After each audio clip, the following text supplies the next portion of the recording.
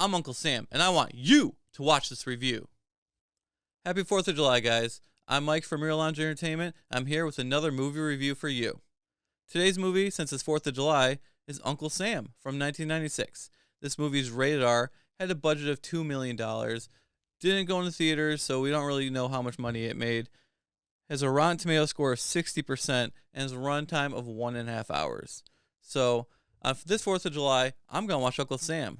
Let me know in the comments, what are you doing this 4th of July? So my first memories of this movie is seeing it on the shelves of Blockbuster. It was one of those cool VHS covers where you turned it a little bit and the picture would change. Uncle Sam and Zombie Uncle Sam. That sells itself on the shelf. That's kind of a tongue twister right there. Now, how do you pass this movie and not pick it up?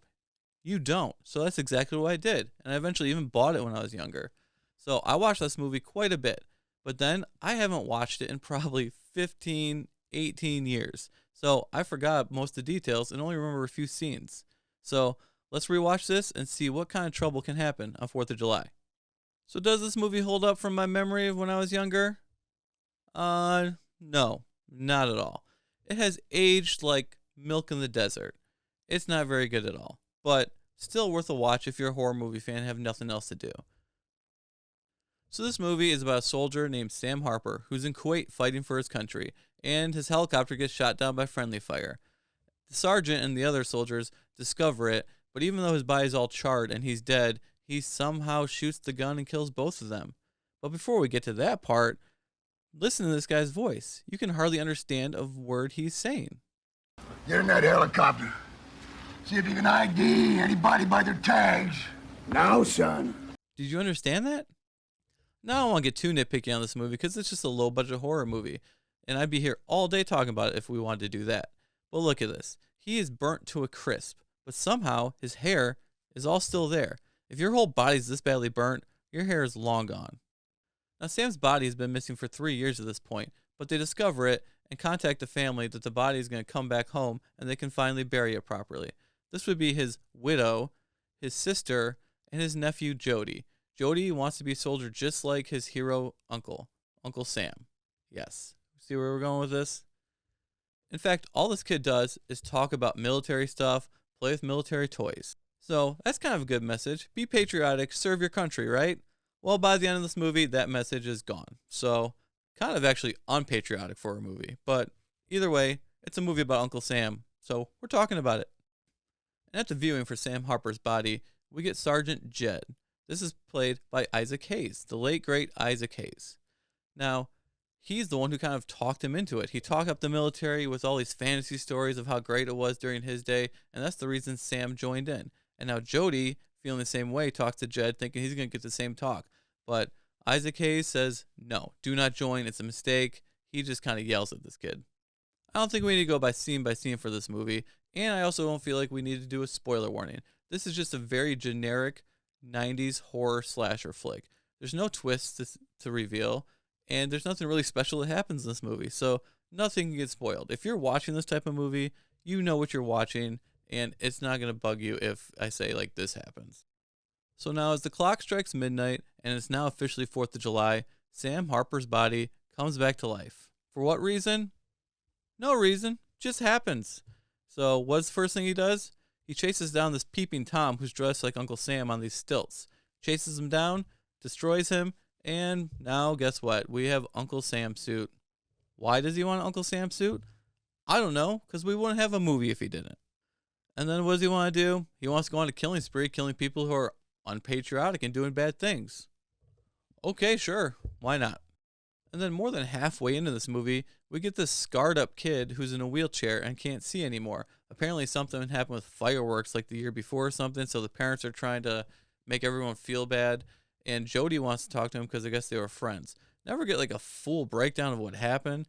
And this kid isn't really scared. Even when this Uncle Sam guy just comes and like touches his face and starts talking to him. Kind of a weird scene, especially looking at it now.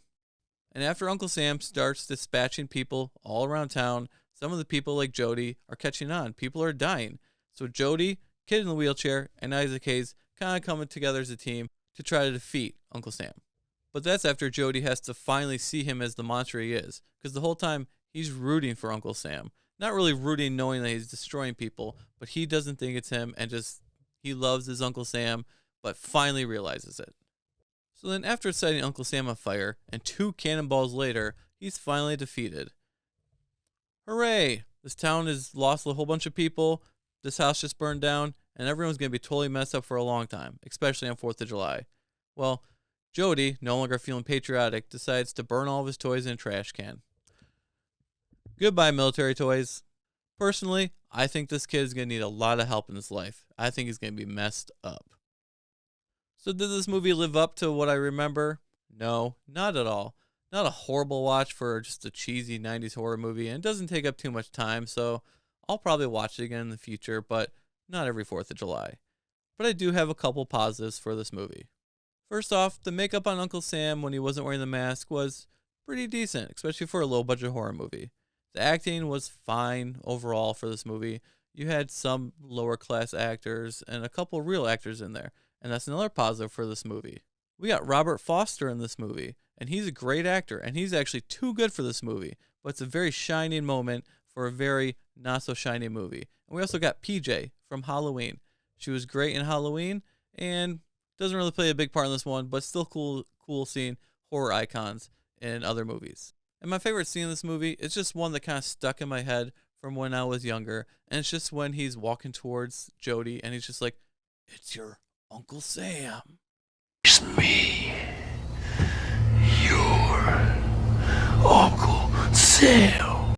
I don't know why, I just like it, and I still do.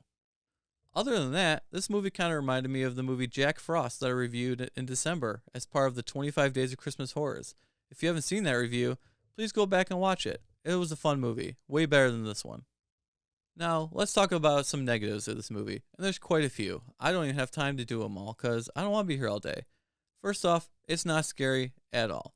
If this is your first horror movie ever, maybe it might scare you, but at no point, even back when I was younger, did it scare me. It also doesn't make a lot of sense whatsoever. This movie, there's no real reason why he comes back. There's no real magical way that, how to defeat him, just some cannonballs. I'm sure he'd probably come back together. I don't know. There's just no reason why these characters, everything here is just here for a movie. And that's not the worst thing when you're talking about these, direct-to-video movies, but it just doesn't really come together for me. Another thing is, it takes way too long for Uncle Sam to finally appear in this movie and start doing what he's supposed to do. Just, if you're going to make these kind of low-budget movies, you got to get right into the action, basically, and keep it going throughout. This is the type of audience you're looking for. And a big problem this movie has is, it's a horror movie that's rated R, yet it kind of hides all the gore. It's one of those movies where you see the knife going towards you, and then it cuts, and it goes to where the knife is in, or the person's lying there with blood. This feels like it was edited for TV, but it's not. This is going right to your consumer. Don't edit out anything. Come on, show us the gore. So overall, I was just kind of really bored rewatching this movie, and I can only give it a 1 out of 5 stars. So if you want to watch it on 4th of July, go for it. I know I just watched it, so I won't be watching it for 4th of July this year. Thank you for watching this review. See you next week on another review for Real Lounge Entertainment.